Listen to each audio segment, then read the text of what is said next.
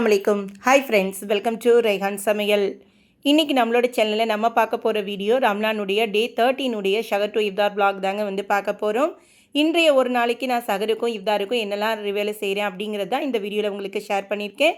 வீடியோவை ஸ்கிப் பண்ணாமல் ஃபுல்லாக பாருங்கள். நம்ம சேனலை புதுசாக பார்க்குறவங்களா இருக்கீங்கன்னா மறக்காமல் சப்ஸ்கிரைப் பண்ணிக்கோங்க.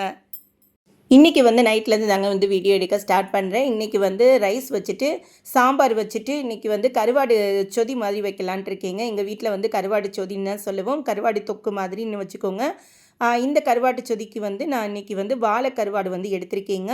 அதை நல்லா சுத்தம் பண்ணிவிட்டு இந்த மாதிரி குட்டி குட்டி பீஸாக வந்து நம்ம கட் பண்ணி எடுத்துக்கலாம். இதுக்கு வெங்காயம் தக்காளி எல்லாமே வந்து கட் பண்ணி எடுத்து வச்சுட்டேன். ஆல்ரெடி வந்து ரைஸுமே வந்து வெந்துடுச்சுங்க. இப்போ ரைஸையுமே வந்து கையோட வடிச்சும் வச்சுட்டேன். நமக்கு இப்போ சாம்பார் வந்து நம்ம மதியமே வந்து செஞ்சு வச்சிடுறதுங்க. அதனால் நைட்டுக்கு சகருக்கு வந்து நமக்கு ரொம்பவே வந்து பெருசாக வேலை இருக்கிறதில்ல. ஏதாவது வெஞ்சனை மட்டும் வந்து ரெடி பண்ணிடுறது. அதோடு வந்து ரைஸையும் வந்து வச்சு விட்டுட்டோம் அப்படின்னா நமக்கு சகருக்குமே வந்து ஈஸியாக வேலை முடிஞ்சிருதுங்க. வேறு ஏதாவது புதுசாக செய்கிறதுன்னா மட்டும்தான் வந்து நான் நைட்டு வந்து செய்கிறேன். இல்லைனா நைட்டு வந்து சிம்பிளாக வந்து இப்போ முடிச்சிடுறது. இப்போ குட்டி குட்டியாக வந்து நான் வாழை கருவாடை கட் பண்ணி எடுத்து வச்சுட்டேங்க. இப்போ நம்ம வந்து கருவாடு சொதி வந்து ரெடி பண்ண ஆரம்பிச்சிடலாம். அதுக்கு வந்து கடாய் வந்து சூடு பண்ணிக்கிறேங்க. இப்போ ட்ரிப்ளி கடாய் வாங்கினதுலேருந்து எனக்கு இது ரொம்பவே வந்து யூஸ்ஃபுல்லாக இருக்குங்க. சட்டுன்னு வேலைகளும் முடிஞ்சிருது, நமக்கு நல்லாவே சூடும் வந்து நிற்கிது. நீங்கள் ட்ரிப்ளி கடாயெல்லாம் வாங்கியிருக்கீங்களான்னு சொல்லுங்கள். எனக்கு இதுதான் வந்து ஃபர்ஸ்ட் டைம் நான் வந்து வாங்குறது. இப்போ கடாய் சூடு பண்ணிவிட்டு கொஞ்சம் போல் வந்து எண்ணெய் சேர்த்துக்கிறேங்க. கொஞ்சம் சொதிக்காக வந்து நம்ம கொஞ்சம் அதிகமாகவே வந்து எண்ணெய் சேர்த்துக்கிறணும். எண்ணெய் நல்லா சூடானதுக்கு பிறகு நறுக்கி வச்சுருக்கிற கருவாடை வந்து போட்டு நல்லா வந்து ஃப்ரை பண்ணி எடுத்துக்கலாங்க. ஃபஸ்ட்டு வந்து கருவாடை ஃப்ரை பண்ணி எடுத்துட்டோம் அப்படின்னா கருவாடு இதிலேயே வந்து நமக்கு நல்லா பாதி வெந்து வந்துடும். நல்லா அதனுடைய எண்ணெயிலேயே வந்து நல்லா எசன்ஸுமே வந்து இறங்கியிருக்கும். இப்போ இந்த எண்ணெயிலேயே வந்து நம்ம வெங்காயத்தெல்லாம் வந்து நம்ம வதக்கி எடுத்துக்கலாம். ஃபஸ்ட்டு வந்து கருவாடு ஃப்ரை பண்ணதை எடுத்து ஒரு பிளேட்டில் வந்து தனியாக மாற்றி வச்சிடுறேங்க. பாருங்கள், இந்த மாதிரி இவ்வளோ தான் நமக்கு கருவாடு. பட் ஆனால் இந்த சொதி வந்து பார்த்திங்கன்னா அவ்வளோ மணமாக இருக்கும். கண்டிப்பாக வந்து வாழை கருவாடு இருந்துச்சு அப்படின்னா இந்த மாதிரி ஒரு முறை செஞ்சு பாருங்கள். வாழை கருவாடுன்னு இல்லை, நீங்கள் வேறு எந்த கருவாடு போட்டாலும் இதே மெத்தடில் மட்டும் செய்யுங்க, உங்களுக்கு சூப்பராக வரும். இந்த வாழை கருவாடு வந்து எனக்கு ஃப்ரெண்டு ஒருத்தவங்க வந்து கொடுத்துருந்தாங்கங்க. அவங்க இன்றைக்கி கொடுத்தது எனக்கு இன்றைக்கி வந்து ரொம்பவே வந்து யூஸ் ஆச்சு. சரி, இன்றைக்கி என்னடா செய்கிறதுன்னு சொல்லி யோசனை பண்ணிகிட்டே இருந்தேன். பட் ஆனால் இது எனக்கு ரொம்பவே இன்றைக்கி ஹெல்ப்ஃபுல்லாக இருந்துச்சு. சாம்பார், ரசம் எது வச்சு சாப்பிட்டாலுமே வந்து ரொம்பவே வந்து சூப்பராக இருக்குங்க இந்த வாழை கருவாடு சொதி. ஃப்ரை பண்ண கருவாடை வந்து எடுத்து வச்சுட்டு அதிலே வந்து கொஞ்சம் முளை கடுகு உளுந்தம்பருப்பு வெங்காயம் வந்து சேர்த்துருக்கேங்க. ஒரு 3 பெரிய பல்லாரி வெங்காயம் வந்து பொடியாக கட் பண்ணி சேர்த்துருக்கேன். அதோட ஒரு கொத்து கருவேப்பிலையும் சேர்த்து நல்லா கோல்டன் ஃப்ரையாக வந்து வெங்காயத்தை நல்லா வதக்கி எடுத்துக்கோங்க. வெங்காயம் நல்லா வதங்கிடணும். அப்போ தான் நமக்கு வந்து கருவாடு சொதி வந்து நல்ல டேஸ்ட்டு கொடுக்கும். வெங்காயம் நல்லா வதங்கினதுக்கு பிறகு இப்போ நறுக்கி வச்சுருக்கிற ஒரு 4-5 தக்காளி வந்து நறுக்கி வச்சுருக்கீங்க. மீடியம் சைஸ் தக்காளியாக தான் இருந்துச்சு, அதனால தான் வந்து 4-5 எடுத்துருக்கிறேன். பெரிய சைஸ் தக்காளியாக இருந்தால் ஒரு 3 தக்காளி வந்து போதுமானது. தக்காளியை வந்து நல்லா பொடியாக கட் பண்ணி சேர்த்துருக்கீங்க. அப்போ தான் நமக்கு சீக்கிரம் வதங்கி வரும். இப்போ நமக்கு தக்காளி சீக்கிரம் வதங்குறதுக்கு கொஞ்சம் போல் உப்பு சேர்த்துட்டு நல்லா வதக்கி விட்டுட்டு இப்போ நம்ம இதை மூடி போட்டு சிம்மில் ஒரு 5 நிமிஷம் வந்து வேக விட்டு எடுத்துக்கிடுவோம். இப்போ பாருங்கள், நமக்கு தக்காளி வந்து நல்லா வெந்து வந்துருச்சுங்க. தக்காளி வந்து நல்லா மசிய குழஞ்சி வந்துடணும். அப்போ தான் நமக்கு வந்து கருவாடு சொதி வந்து ரொம்பவே வந்து டேஸ்ட்டாக இருக்கும். இப்போ இதை ஒரு முறை நல்லா வதக்கி விட்டுட்டு இப்போ நம்ம வந்து மசாலா சேர்த்துக்கலாம். ஒரு 1/2 டீஸ்பூன் அளவுக்கு மஞ்சத்தூள், ஒரு 1/2 ஸ்பூன் அளவுக்கு மிளகாத்தூள், தனி மிளகாத்தூள் வந்து சேர்த்துருக்கீங்க. இது மட்டும்தான் நமக்கு மசாலாவுக்கு. ரீசெண்டாக கூட நம்ம வந்து மாசி கருவாடு தொக்கு பண்ணியிருந்தோம். சேம் அதே மெத்தடில் தாங்க. கருவாடு தொக்கு, கருவாடு சொதி எல்லாமே வந்து நான் இதே மெத்தடில் தாங்க செய்வேன். பட் ஆனால் கருவாடு மட்டும் மாறுபடும். பட் டேஸ்ட் வந்து ரொம்பவே வந்து சூப்பராக இருக்கும். ஒவ்வொரு கருவாட்டுக்கு தக்கன ஒவ்வொரு டேஸ்ட் வந்து இருக்குங்க. இந்த வாழை கருவாடு அன்றைக்கி மாசி கருவாடை விட ரொம்பவே வந்து சூப்பராக இருந்துச்சு. இப்போ மசாலா சேர்த்துட்டு நல்லா வந்து பச்சை வாசனை போகிற அளவுக்கு நல்லா வதக்கி விட்டுட்டு இப்போ நம்ம ஃப்ரை பண்ணி வச்சுருந்த கருவாடை வந்து இதில் நம்ம சேர்த்துக்கலாங்க. சேர்த்துட்டு அதையுமே ஒரு 2 நிமிஷம் போல் நல்லா வந்து மசாலாவோடு சேர்த்து நல்லா கிளறி விட்டுருங்க. இப்போ இந்த மசாலா வந்து நல்லா வேகிறதுக்கு வந்து நம்ம ஒரு டம்ளர் அளவுக்கு, ஒரு சின்ன டம்ளரில் 1 டம்ளர் அளவுக்கு வந்து தண்ணி சேர்த்துக்கோங்க. இந்த கருவாடு வந்து நமக்கு நல்லா வெந்து நமக்கு தொக்கு மாதிரி வரணும். இப்போ தண்ணி சேர்த்துட்டு வந்து நல்லா கிளறி கொடுத்துட்டு உப்பு செக் பண்ணிக்கோங்க. பத்தலைன்னா இந்த சமயத்தில் சேர்த்துக்கலாம். எனக்கு வந்து கொஞ்சம் போல் வந்து உப்பு பத்தலைங்க, நான் வந்து சேர்த்துக்கிட்டேன். சேர்த்துட்டு மறுபடியும் நல்லா கிளறி விட்டுட்டு இப்போ நம்ம இதை மூடி 5லேருந்து 10 நிமிஷம் வந்து நம்ம சிம்மில் வச்சு நல்லா வேக விட்டு எடுத்துக்கிறோங்க. நமக்கு சூப்பராக வந்து கருவாடு சொதி வந்து ரெடி ஆகிடும். இப்போ இதை வந்து நான் நல்லா மிக்ஸ் பண்ணி விட்டுட்டேங்க. இப்போ உப்புமே செக் பண்ணிவிட்டு நமக்கு கரெக்டாக இருக்குது. இப்போ இதை வந்து நம்ம மூடி வச்சிடலாம். இப்போ நம்ம நல்லா வந்து வெந்து வரும்போது நமக்கு எண்ணெயெல்லாம் மிதந்து சூப்பராக வந்து நமக்கு கருவாடு சொதி ரெடி ஆகிடுங்க. இப்போ நான் மூடி வச்சிடுறேன். இப்போ நான் வந்து ஒரு 5 மினிட்ஸ்க்கு அப்புறம் நான் வந்து ஓப்பன் பண்ணிக்கிறேங்க. பாருங்கள், நமக்கு எண்ணெய் ததும வந்து நிற்கிது பாருங்கள். இந்த மாதிரி நமக்கு கருவாடு சொதி நல்லா வந்து வெந்து நமக்கு எண்ணெயெல்லாம் பிரிஞ்சு வந்துடும். இப்போ நீங்கள் திறக்கும்போது வந்து பார்த்தீங்கன்னா மனமே வந்து வீடு முழுக்க மணக்குங்க. இந்த கருவாட்டு சொதி ரொம்பவே வந்து சூப்பராக இருக்கும். ரொம்ப ஈஸியாக ரொம்ப சிம்பிளாக வந்து இந்த கருவாட்டு சொதி வந்து ரெடி பண்ணிடலாமுங்க. இப்போ ஒரு முறை நல்லா கிளறி கொடுத்துட்டு இப்போ இதில் வந்து கடைசியாக ஒரு கொத்து கருவேப்பிலை வந்து சேர்த்துக்கிறேங்க. கொத்தமல்லி தலைகளை விட நீங்கள் இறக்குறதுக்கு முன்னாடி ஒரு கொத்து கருவேப்பிலை சேர்த்து பாருங்கள். அதனுடைய மனம் இந்த சூட்டில் ரொம்பவே வந்து வாசமனமாக சூப்பராக இருக்கும். இப்போ இதோடு நம்ம மூடி வச்சிடலாம். அவ்வளோதான், நமக்கு கருவாட்டு சொதி வந்து ரெடி ஆகிடுச்சு. இதை நீங்கள் தயிர் சோறு, ரசம் சாதம், சாம்பார் சாதத்தோடலாம் வச்சு சாப்பிட்டீங்கன்னா எவ்வளோ சாப்பிட்றோம்னு கணக்கே இருக்காது. அந்தளவுக்கு ரொம்பவே வந்து டேஸ்ட்டாக இருக்கும். இப்போ இந்த சைடு ரைஸுமே வந்து வடித்து விட்டு ஹாட் பேக்கில் வந்து போட்டுட்டேங்க. கையோட பாத்திரம் எல்லாமே வந்து கழுவி போட்டுட்டு கிச்சனையும் வந்து நீட் பண்ணி விட்டாச்சு.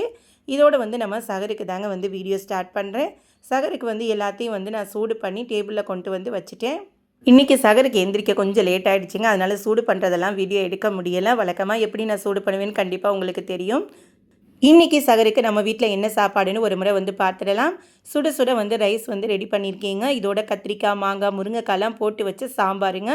சாம்பார் வந்து நம்ம முருங்கைக்காய், மாங்காய்லாம் போட்டு வச்சாலே சாம்பார் வந்து ஒரு தனி டேஸ்ட்டு கொடுக்குங்க. யாரெல்லாம் அதை ஃபீல் பண்ணியிருக்கீங்கன்னு சொல்லுங்கள். அடுத்து இன்றைக்கி வந்து கருவாட்டு சொதி வந்து ரெடி பண்ணியிருக்கோங்க. வாழை கருவாடில் வச்ச கருவாட்டு சொதிங்க. ரொம்பவே வந்து டேஸ்ட்டாக இருந்துச்சுங்க. சாம்பார் கூட இது வச்சு சாப்பிடும்போது நமக்கு இதெல்லாம் சகருக்கு இல்லை அப்படின்னா கண்டிப்பாக சாம்பார்லாம் இறங்கவே இறங்காது.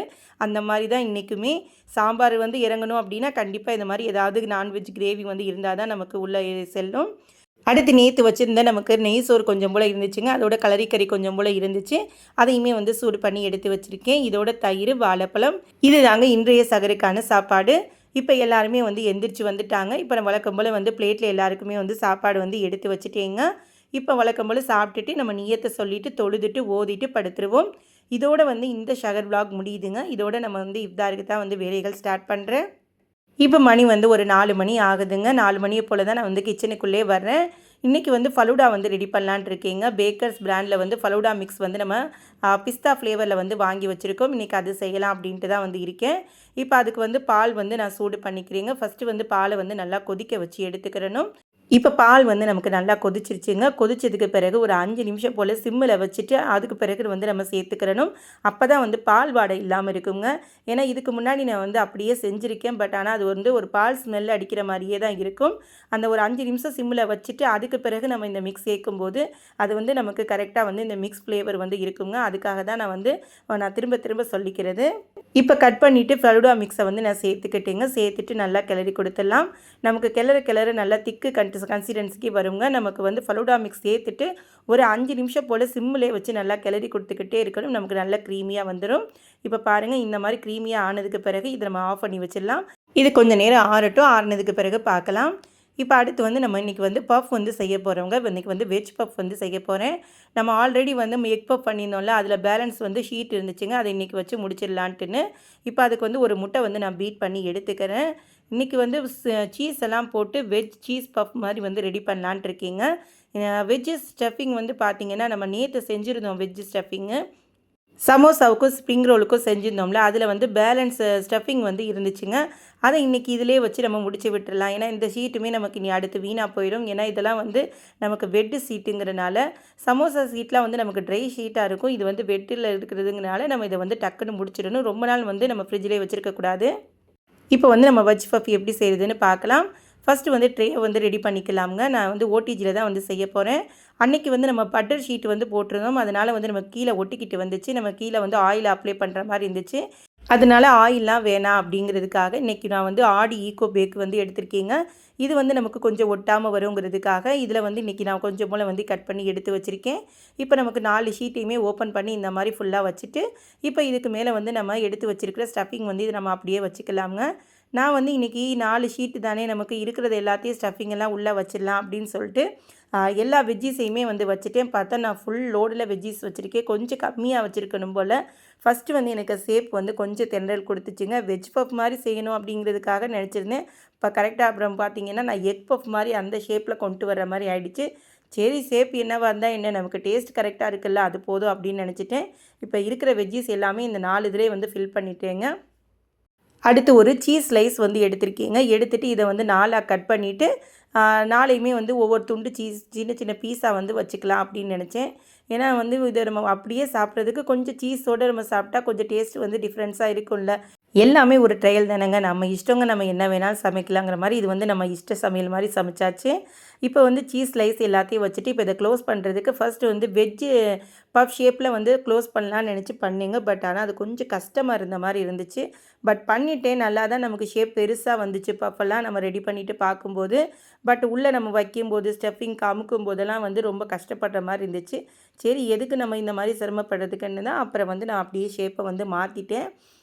நம்ம வெஜ்ஜு பஃப் செய்கிறோம் அப்படின்னா உள்ள ஸ்டஃபிங் கம்மியாக வச்சுருந்தோம்னா இந்த மாதிரி வந்து நமக்கு ஒரு ஃபோர்க்கில் வச்சு குத்தி கொடுத்தோம் அப்படின்னாலே நமக்கு கரெக்டாக வந்து நின்றுக்குருங்க. பட் நமக்கு ஸ்டஃபிங் வந்து ஓவரு, இன்றைக்கி நிறையவே தான் உள்ளே வச்சுக்க மாதிரி ஆயிடுச்சு. பாருங்கள், இந்த மாதிரி வந்து வெஜ் பஃப் பண்ணலான்னு நினச்சேன். பட் ஆனால் எக் பஃப் தான் ரெடி ஆச்சு. சரி, இதே மாதிரியே எல்லாமே ரெடி பண்ணிடலான்ட்டுன்னு ஒன்று வந்து க்ளோஸ் பண்ணி காட்டுறேன். ஆல்ரெடி எக் பஃப் ஷீட் செய்யும்போது இப்படி தான் நம்ம வந்து க்ளோஸ் பண்ணியிருந்தோம். சேம் அதே மெத்தடில் தான் வந்து பண்ணேன். பட் ஆனால் நமக்கு ஈஸியாக இருந்துச்சு.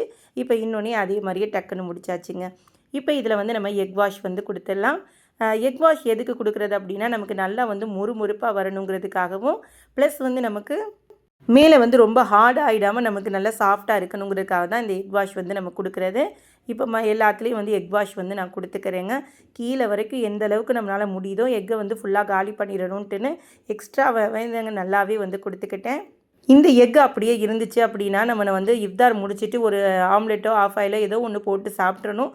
இல்லைனா இது வந்து வீணாகிற மாதிரி தான் ஆகுது. ஏன்னா இது வந்து எக்ஸஸாக தான் இருக்கிற மாதிரி இருக்குது. இப்போ இதை வந்து நம்ம ஓடிஜியில் வந்து செட் பண்ணி எடுத்துக்கலாமுங்க. இப்போ 10 மினிட்ஸ் ப்ரீ ஹீட் பண்ண ஓடிஜியில் வந்து நான் இதை வந்து ஒரு 20 to 30 மினிட்ஸ் வந்து நம்ம பேக் பண்ணி எடுத்துக்கலாம். பஃப்பை வந்து நம்ம ஓடிஜியில் வந்து செட் பண்ணி விட்டாச்சுங்க. அது நமக்கு பேக் ஆகிக்கிட்டு இருக்கும். இப்போ பிஸ்தா ஃபலூடாவுமே வந்து கொஞ்சம் ஆறிடுச்சுங்க. இப்போ இதை வந்து வேறு பவுலுக்கு வந்து மாற்றிக்கிறேன். மாற்றிட்டு இதை வந்து நம்ம ஃப்ரீசரில் வந்து ஒரு 2 ஹவர்ஸ் வந்து செட் பண்ணி எடுத்துக்கிடுவோம். அப்போ தான் வந்து நமக்கு நல்ல கூலிங்காக இருக்கும். இப்போ இதை அப்படியே நான் ஃப்ரீசரில் எடுத்து வச்சிடுறேன். இன்றைக்கி வந்து நம்ம ஸ்நாக்ஸுக்கு வந்து பஜ்ஜி மாவு வந்து மிக்ஸ் பண்ணி வச்சுருக்கீங்க. வாழைக்காய் பஜ்ஜியும் மிளகாய் பஜ்ஜியும் போடலான்ட்டுன்னு. இதோட நமக்கு உளுந்த வடைக்கான மாவும் மசால் வடைக்கான மாவும் இருக்குங்க. அதையுமே வந்து இன்றைக்கி போட்டு எடுத்துக்கலான்னு எடுத்து வச்சுருக்கேன். இப்போ இந்த சைடு வந்து நமக்கு எண்ணெய் சட்டி வந்து காய வைக்கணுங்க. நம்ம சப்ஸ்கிரைபர் ஒருத்தவங்க கேட்டிருந்தாங்க, நீங்கள் ஆயிலை எப்படி வந்து ரீயூஸ் பண்ணுறீங்க அப்படின்ட்டுன்னு. நான் வந்து இந்த மாதிரி வந்து வடைச்சட்டி வந்து நமக்கு 2 வடைச்சட்டி வந்து வச்சுருக்கீங்க. ஒரு வடைச்சட்டியில் நேற்று சுட்டி எடுத்தது எப்படியுமே கொஞ்சமாக ஏதாவது நமக்கு அது துகள்கள் வந்து ஒட்டிகிட்டு இருக்கும். இப்போ நான் மறுநாள் செய்யும்போது வந்து இன்னொரு வடைச்சட்டியை காய வச்சுட்டு இதை வந்து நல்லா வடிகட்டி எடுத்துக்கிடுவேன். எனக்கு அப்படி எடுத்துட்டேன் அப்படின்னா நமக்கு இந்த ஆயில் வந்து நல்லா க்ளீன் ஆகிடுங்க. இப்போ நம்ம இதை சூடு பண்ணிவிட்டு நம்ம வந்து வடைகள் எல்லாமே நம்ம சுட்டி எடுத்துக்கலாம். சப்போஸ் இந்த எண்ணெய் பத்தாது அப்படின்னா நான் மேற்கொண்டு எண்ணெய்கள் வந்து சேர்த்துக்கிடுவேன். இன்றைக்கி வந்து எனக்கு இந்த எண்ணெயே போதுமானதாக இருந்துச்சுங்க. அதனால் இன்றைக்கி நான் வந்து எக்ஸ்ட்ரா எண்ணெய் எதுவுமே வந்து சேர்க்கலை. இப்போ ஒன்று ஒன்றா நம்ம வடைகள் வந்து போட்டு எடுத்துக்கலாம். ஆல்ரெடி வடைகள் எல்லாமே நம்ம சுடுறதெல்லாம் ஷேர் பண்ணியிருக்கோங்கிறனால இன்றைக்கி நான் வந்து டீட்டெயில் ரெசிபி எதுவுமே வந்து கொடுக்கலைங்க. ஃபர்ஸ்ட்டு வந்து மசால் வடை வந்து போட்டு எடுத்துட்டேன். அடுத்து வந்து உளுந்த வடை வந்து போட்டு எடுத்துக்கிட்டேன். இப்போ வந்து மிளகாய் பஜ்ஜி வந்து போட்டிருக்கீங்க. இந்த சைடு வந்து நமக்கு பஃப்புமே வந்து ரெடியாகி வந்துருச்சுங்க. எப்படி இருக்குது பாருங்கள். சூப்பராக வந்து நமக்கு பஃப் வந்து ரெடி ஆயிடுச்சு. ஓடிஜியில் செய்யாமல் இதை வந்து நீங்கள் குக்கரில் கூட வந்து செய்யலாம். நம்ம பேக்கரியில் எப்படி வாங்கி சாப்பிடுவோமோ அதே மாதிரி தாங்க வந்து நமக்கு டேஸ்ட் இருந்துச்சு. கொஞ்சம் கூட வந்து வித்தியாசம் தெரியலை. ரொம்பவே வந்து சூப்பராக வந்து இருந்துச்சு.